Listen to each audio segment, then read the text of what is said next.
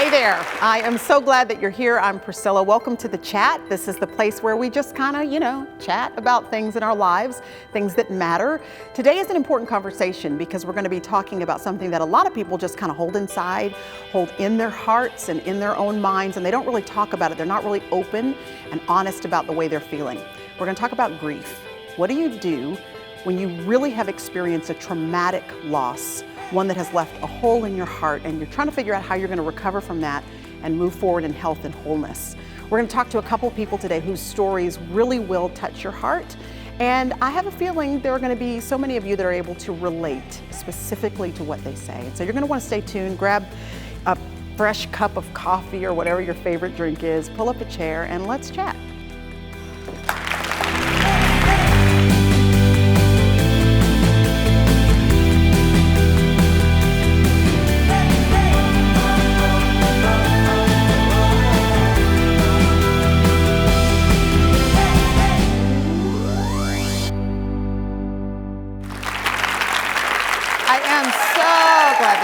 So glad that you're here. This is really going to be a great conversation. I want you to know that I'm just sort of tinkering around on Facebook right now. I want you to see this incredible image of a young lady named Denise. Denise and her husband on their wedding day. A gorgeous picture, and they are in love, they are happy, and looking forward to a lifetime together. And I'm reading a little bit of a post that she put up January of this year.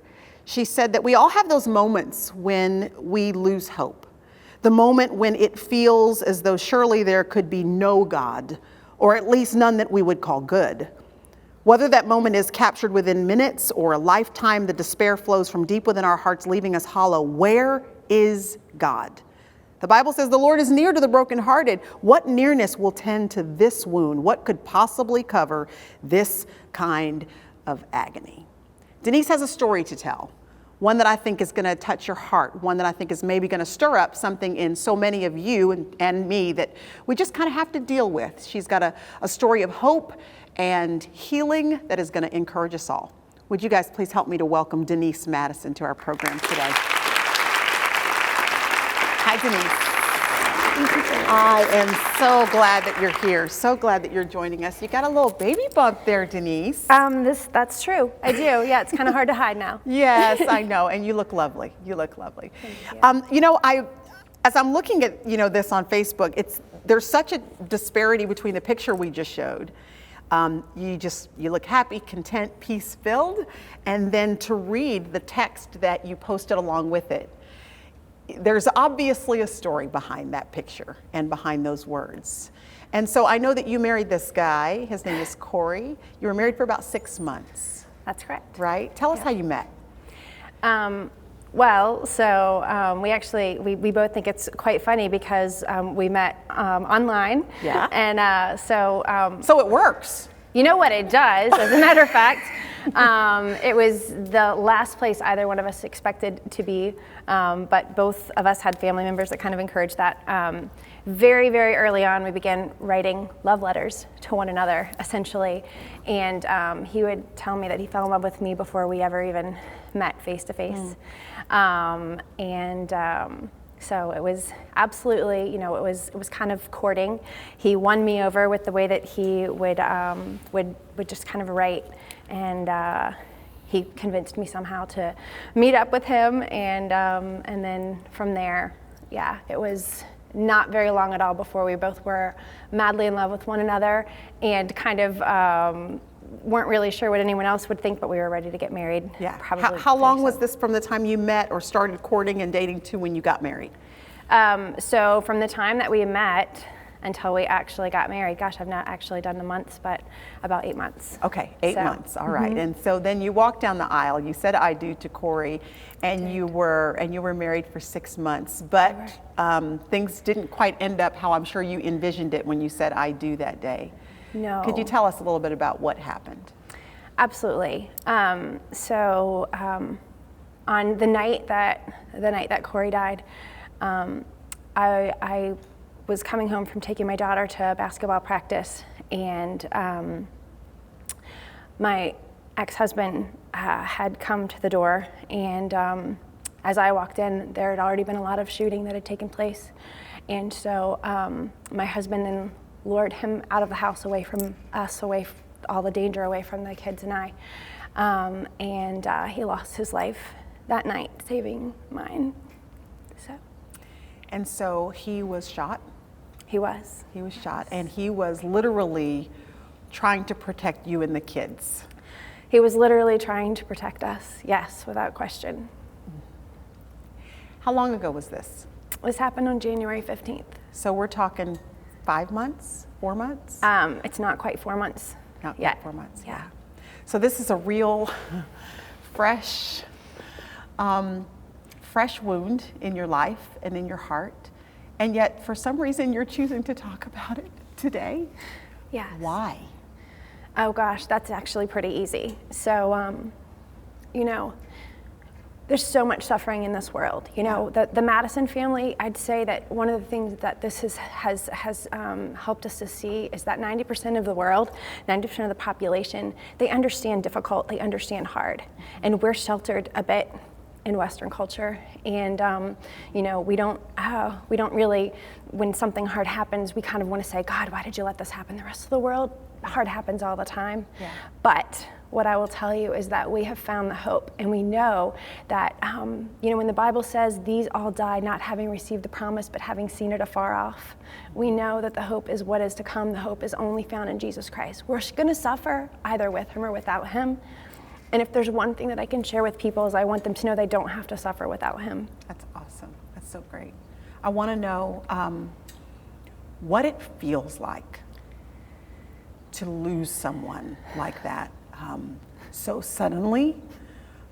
If you can somehow describe what that feels like and put that into words, how would you describe it? Well, I'll tell you that it feels differently on different days. I would say that initially, it's this giant void, and it's something that you know will never be filled. It is devastating. It's like your heart has been ripped out, and it's the kind of thing that could completely, if anything could kind of take you out, so to speak, it's that. Sort of cripple you for the rest of your life. Absolutely, Yeah. yes. Did you feel any fault in it, in the sense that this guy was trying to protect you and lost his life doing it? Did you struggle at all, even though it would have been really irrational to struggle in that way? Sometimes situations like this cause us to go into irrational places, and I'm wondering if you thought, if he wouldn't have been working so hard to be my savior, he might still be alive. Did you blame yourself at all for any of this? Oh, absolutely, I did. What was your rationale? Like, what would have been the blame you would have placed on yourself for what? If he hadn't loved me, if he hadn't met me, if he hadn't wanted to be what he was to our children, if he hadn't wanted to be my hero, if he hadn't wanted to protect me, there was no question in his mind. There was no question that God brought him to be our protector. You can read his journal entries, you can read what he wrote in his Bible. It is so clear that he knew it. Yeah.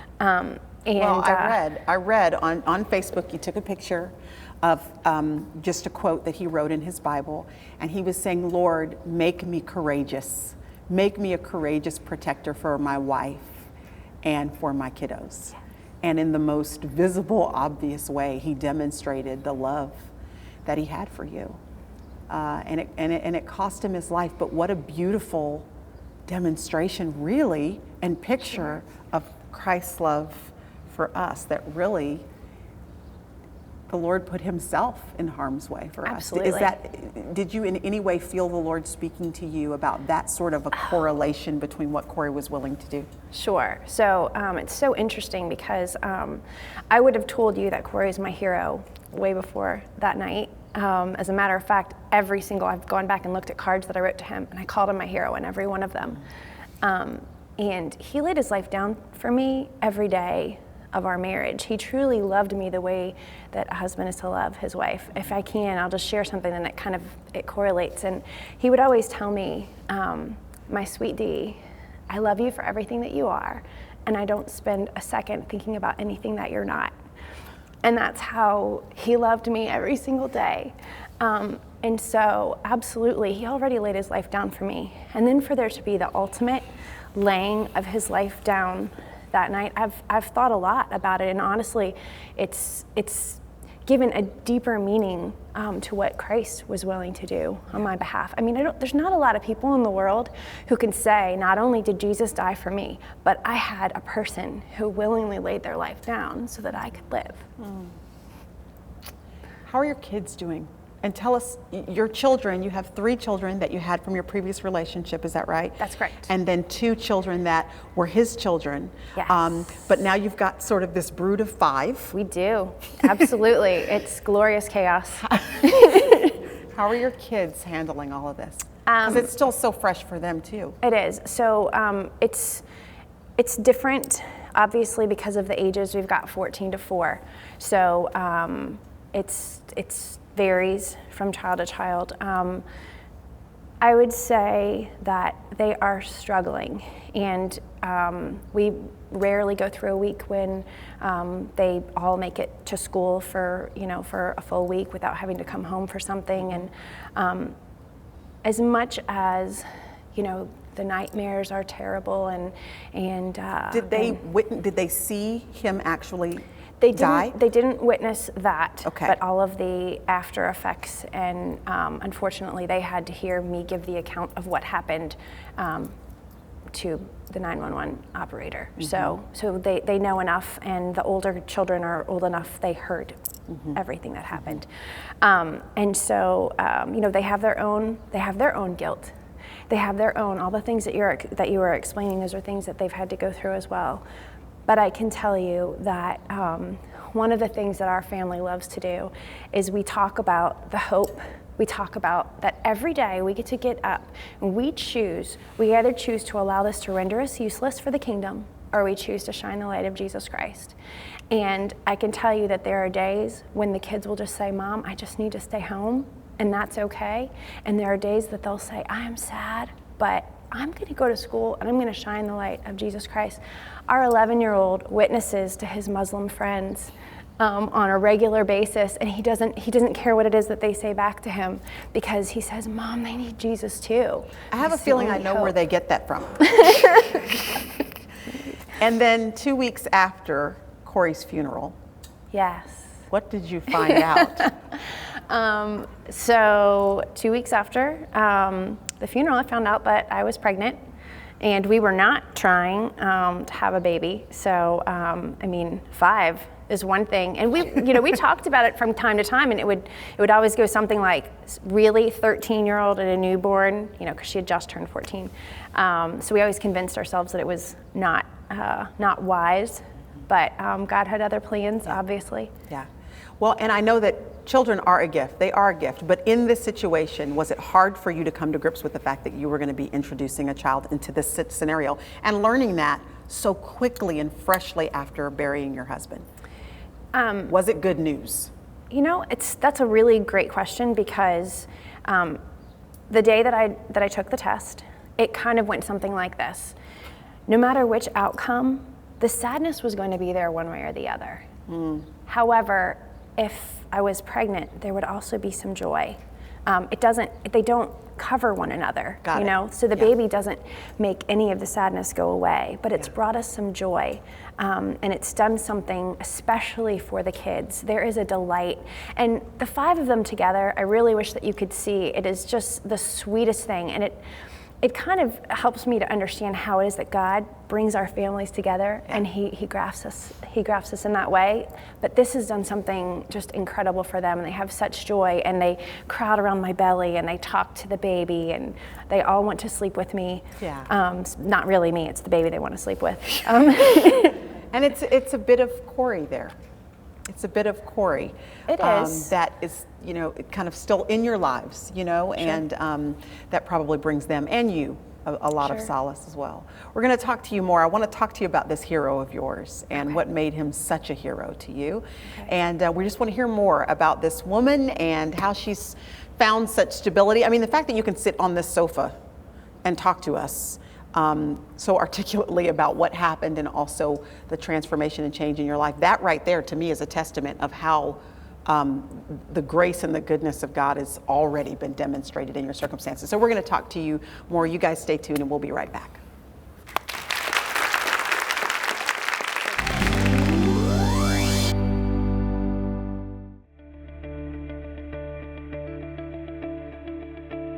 Hi, I'm Priscilla, and I wanted to take an opportunity to invite you personally to join me for a 7-session Bible study on the armor of God. We'll dive deeply into what it means to be equipped to stand firm against the schemes of the enemy.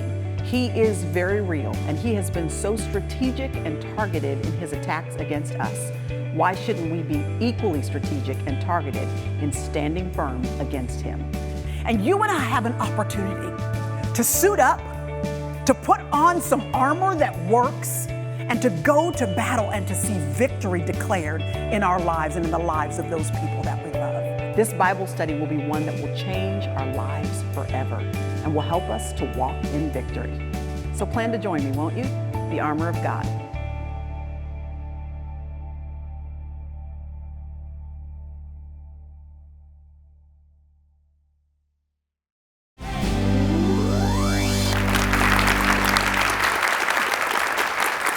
Well, there's just a lot of your life that you have decided to share with people, on your Facebook page and otherwise. And, it really is a testament to really just how you have seen the grace of God through all of this and in spite of all of this. And even not only with you, we were talking about your kids before the break, and her 11-year-old, tell me his name again? Marshall. So her 11-year-old wrote this. He said, when Pastor Mike said the words, "I pronounce you husband and wife," to Cory and to his mom, he says, "I was the happiest man," or 11-year-old. Let's just go with person. That's what he said. "I was the happiest person on earth that day. Things couldn't get any better, but I did lose my iPod. But anyway, I'm getting off topic." He said, "You know what? Today's been another day full of emotion. I'm so thankful to everybody for their outpouring of love, because today we're celebrating the life of my hero, Cory Mattison. He sacrificed himself to save me. Well, not just me, obviously.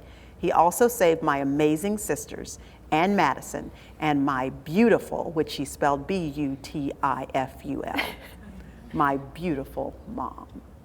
I've heard that word hero a lot, not only from your 11-year-old son, but I've heard it so much from you. Why was Cory your hero? What was happening in your life up until the time you met him? Whatever you can share. There's so much that Denise is not able to share just because of the logistics legally with everything that is going on. But of what you can share, Sure. What made Cory such a hero in your life and to your kids? Well, for one, I would say that not a lot of men would walk into a situation and just openly accept and love a woman and her children.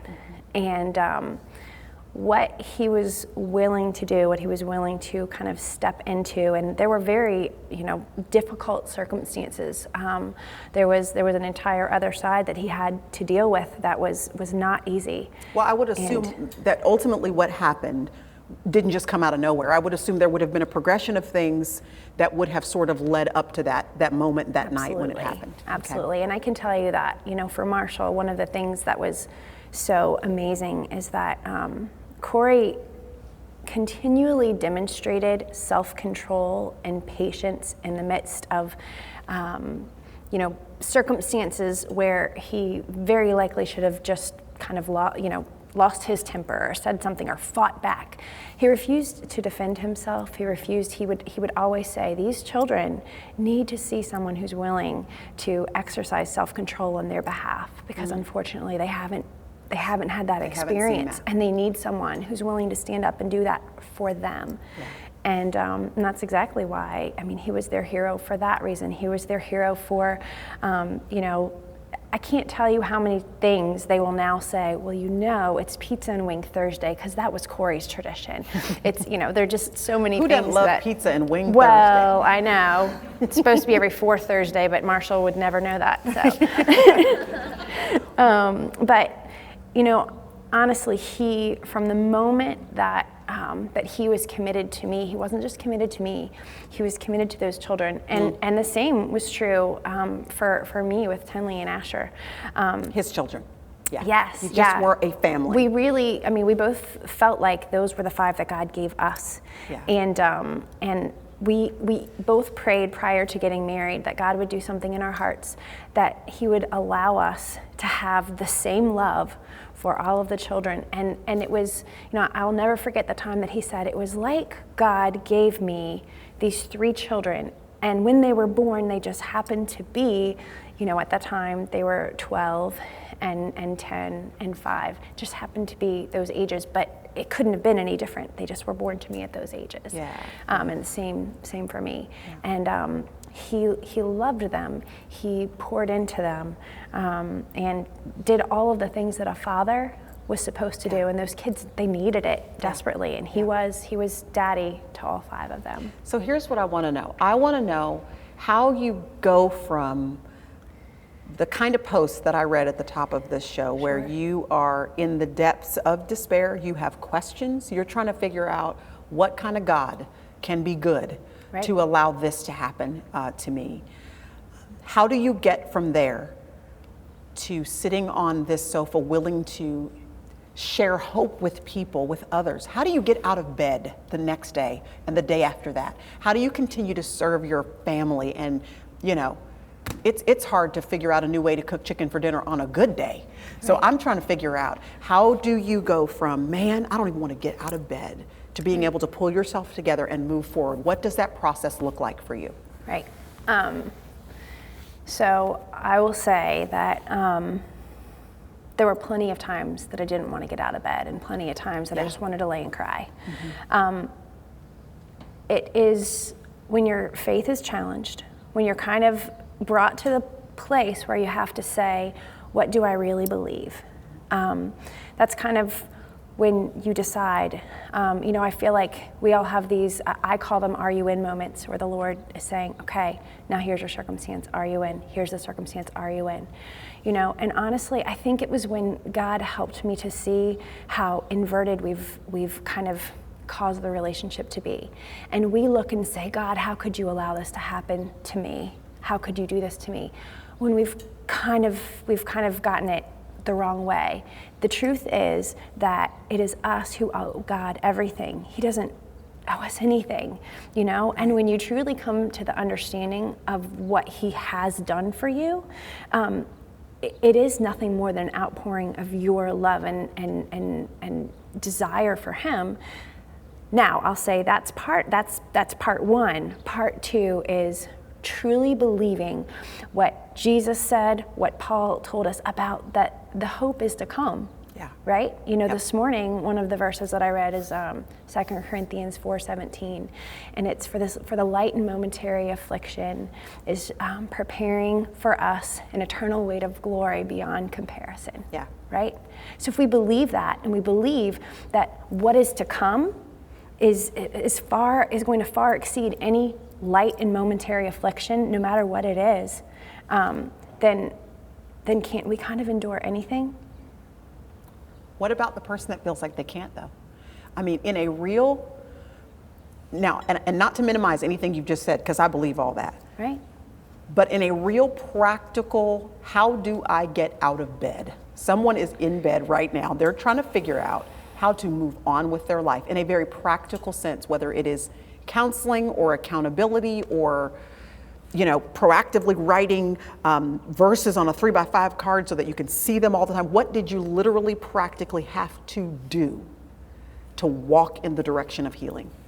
And I know you're still walking that course. Goodness gracious, it's only been a few months. Right. So, and you still have a journey ahead of you. Right. But what have you had to practically do as a woman who wants to be whole and healthy? What does that journey look like? So I mean, I'll just say, and it's different for everyone. I'm not. I would never want to say that there's a formula, Right? Because there just isn't. What has worked for you? So I'll thus tell you far? what's worked for me. Number one is you have to have your eyes on Jesus, and for me personally, eyes on Jesus looks like playing worship music at all times. You know, I do believe in all things we can always, you know, praise His name. There are moments when I can do nothing more than just lay prostrate on the floor and just cry. But as I cry, I'll say, nevertheless, you are my God. Nevertheless, you are my God. And I think we have to remind ourselves of that. Yeah. You know, we have to remind ourselves of who He is. And I believe strongly in kind of taking and meditating on His word and allowing it to minister to you. And even the moments when somebody gives you a verse and it means absolutely nothing to you in the moment because you're thinking you don't get it. You don't get it. It's saying, nevertheless, I'm not gonna base things off of how I feel or my emotions. I'm gonna base things off of what I know to be true, which is God's character. And so that has been what has gotten me through. Does that mean that I don't have days where I'm done and I just have to say to my boss, I'm sorry, I'm not coming in today, and I have to kind of like check out? That happens. But that's okay too, because God's working in those moments as well. God's working a lot in those moments, to be honest with you. You know, really what I'm hearing you say that I think a lot of us sort of miss the power of and the importance of is I'm hearing you say that basically gratitude matters. That saying, okay, here are the tears, I have a lot of why questions, this is a bad day, but I'm still going to say, thank you, Lord, for, and list what it is of who He is and what He is still accomplishing in our life on a regular basis. And would you say that praising Him, recognizing who He is and what He has done, that has been sort of part of the healing process, is just making yourself remember all of the benefits of your God despite what has happened? Absolutely. I think for sure it's reminding myself who He is. And yes, it's having a grateful heart. And in addition to having a grateful heart, I really do think that it's also believing that what is to come is going to exceed any amount of pain that we have here. Did you have to have any people in your life to sort of shake you and say, come on, we're getting out of the dumps, we're gonna move forward, let me help you? Have you had any friends sort of do any sort of tough love? We gotta come on. We got kids to feed, we got a life to live. I'm not gonna let you kind of get lost in this moment in your life. I've had a lot of friends around, and I've had a lot of people that have been there. Perhaps if you ask them the question, they might answer it a little bit differently. I would say that in the dumps really hasn't been me, or, you know. That is amazing that you can say that you have not been in a kind of a pit. You haven't found yourself in this pit you can't get out of after this sort of a traumatic event. There would be, you know, there might be a few hours in a day, but we're talking in the very, very beginning when there were, you know, 20 people in the house at any given time, and they truly were allowing me to kind of have my moments, and there were plenty of people I knew tending to the children, making sure that everyone was fed and everyone was happy, and so I don't really think that there have necessarily been anyone that's had to say, come on, get with it, you know, you need to be strong. But do I have people that are saying that to me every single day, saying, you know, you can do this? Yeah. Absolutely. What is still hard for you? Okay, because the reality is, and I mean on a daily practical sense, in other words, the reality is it was a scary situation that night. Okay, right. Scary. No, who wants to have any sort of intruder in your house? You've got an armed weapon, or he's armed, you have a weapon involved. It's just all around scary. Right. Do you have trouble sleeping at night? Do you have trouble living alone with your children? What is just hard for you right now? So I don't have fear in the sense that that you might think. And I do believe that's just kind of a God thing. Yeah. It doesn't seem like I should. Absolutely, I don't sleep very well, but that has a lot more to do with the loss. You know, we all had nightmares in the beginning. For me, those have kind of subsided. The everyday hard, it is hard waking up every single morning. I sleep with his shirt, and waking up another morning knowing that he's not there is hard. And we've celebrated 4 birthdays now, and next week is going to be Mother's Day, and his mom is going to have to go through the same thing that we've, kind of all gone through. Those are hard. Yeah. You can't imagine what it's like to want more than anything to share, joy with your children, but to know that there's someone that's missing, and we all know it. Yeah. So every day is hard. It could be a moment that somebody at work who, doesn't know the whole story just kind of happens to say, now what happened exactly? And then that's it, I'm done. Yeah. It's hard when my kids are having a hard day. You're a mother, so you understand that there is nothing that is harder than watching your child suffer. Yeah. And yet, you have been able to find hope in this. You've been able to, it's very clear to all of us that God has been guiding you through this, that He's been helping you through this. Again, the very fact that you're able to articulate your feelings and do it in a way that you so clearly want to make sure it's a help to other people, that is something that we applaud you for. And we are all rooting for you. Would you guys agree that we're all rooting for you? We are rooting for you. And we're rooting for you. We're rooting for you. If you're in a place in your life where you are struggling with loss, whether it is a sudden loss or one that you've kind of seen coming for a while, whether it was health issues or whatever's been going on, and you're just struggling to get out of bed and struggling to move forward, there is hope.